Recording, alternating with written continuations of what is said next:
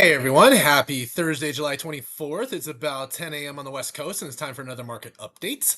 Well, today's actually my birthday, and what I would have wanted for my birthday is for mortgage rates to come down quite a bit. I didn't get that, but it was a pretty calm week, so let's get right into it. First, with all the narrative stuff, tariffs. Sounds like we got some sort of tariff deal set up with Japan, I think 15%, one with Philippines, Indonesia. I think the cutoff comes here shortly, August 1st. So it'll be interesting to see how that all goes, but that's still, definitely affecting the markets.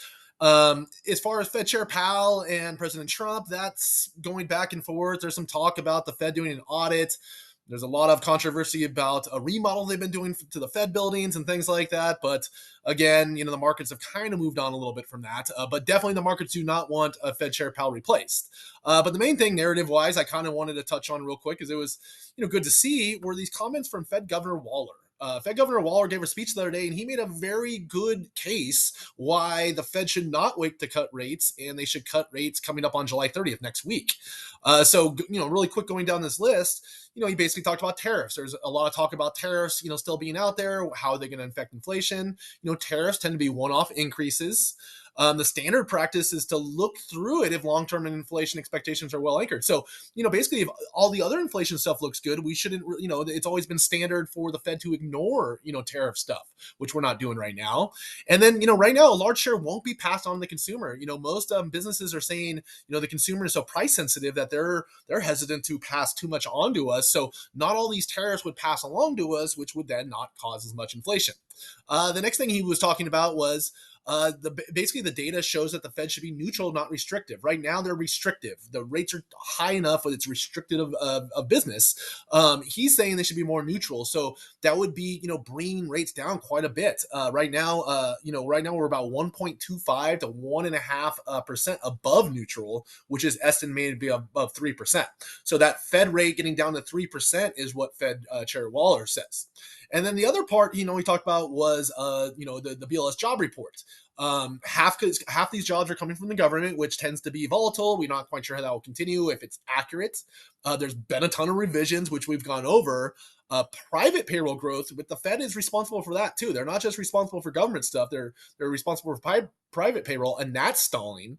And then again, you don't, the whole deal is you don't want to wait for the whole economy to deteriorate. You don't want everybody lose their jobs before you cut rates. It takes a while for a rate cut to take effect, so you kind of have to start before you get to that point. So, like again, it was just nice to see at least one of the Fed members having a really good balanced take, stable, a really sensible take on what the Fed should be doing. So they're not going to do this. They're not going to cut next week, most likely. But it's good to see at least somebody on there is talking sense.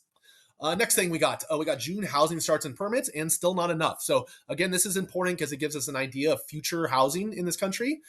Permits are down now 4.5% year over year. Starts are down about 0.5% year over year. Construction, new construction, starting the builds is down almost 13.5%, and completions are way down, almost over 24%. Starts went up this month 4.6, but when you look at the internal numbers, a lot of that was multifamily. That wasn't single family homes. That was multifamily. So, we're sitting about 1.3 million in starts. The average for demand, which is household formations, is about, somewhere in the 1.8 range over the last few years. So, it's been kind of trending down, but still quite a bit above this 1.3 number. So if our future inventory is less than our future demand, that tends to be, price supportive for current homeowners. Not good for people that want home prices to, drop dramatically, but that's good for people that currently own homes, because the less competition out there when you go to sell your home, the better off you're going to do. Next thing we got was June existing home sales. So these are homes, people probably went in contract in, April or May, when rates were a little bit higher, and then they closed, in the month of June. So, what these numbers showing, when taking a closer look, is really, pent up demand continues to build. Things are slowing down 2.7% month over month, flat year over year. First time home buyers taking up 30%, sold above list is dropping, it's down to 21%. Median home price is up, a little bit, about 2% year over year. But, really, if you take a closer look, these are the sales we've had over going back to 1995. And obviously the last few years, like anybody in the industry can tell you, have been a lot slower. So not good for mortgage people, not good for real estate agents, less transactions. However, What that's doing is building up demand. All the people that aren't buying homes right now probably still want to buy a home, or current homeowners want to sell and buy eventually. So all that demand's building up. So when we do have rates come down, let's say to six-ish or so, we're probably going to see a pretty big jump in activity, see these numbers go up, see prices go up and things. So that's just something to keep in mind if you're on the fence, that there is so much pent up demand. The longer we go with rates being higher, the more that demand's going to build up, and eventually that will break and we'll have a ton of activity. And generally, when there's a ton of demand, prices are not going to go lower, they're going to go higher. That's just basic economics. And then the other one I want to show you for as far as existing homes go, quick chart here, is active listings. So active listings has been going up. You can see here, so the last few years, active listings go quite a bit, up 29% year over year. But however, we're still below pre-pandemic levels. We're still 11% below June 2019.